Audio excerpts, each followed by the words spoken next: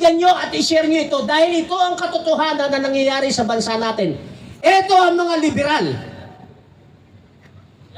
Ito ang Makabayan Black. Pag Makabayan Black, yan yung mga leftist natin.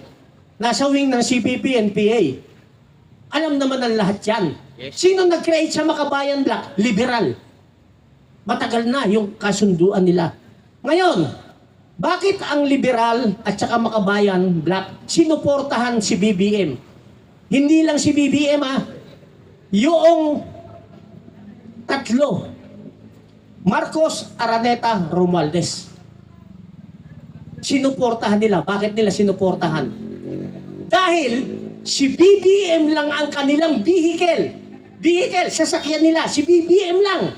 Para makarating sila sa 2028 election.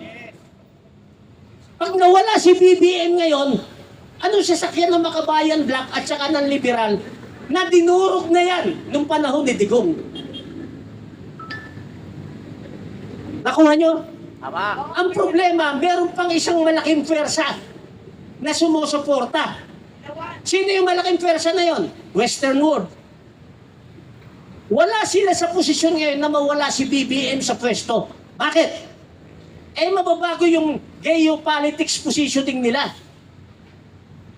So sumusuporta na rin yung Western world doon kay liberal, kay Makabayan, sa administration. So apat na silang magkakampi. At ang target nila, anybody can be a president in 2028 except Sara.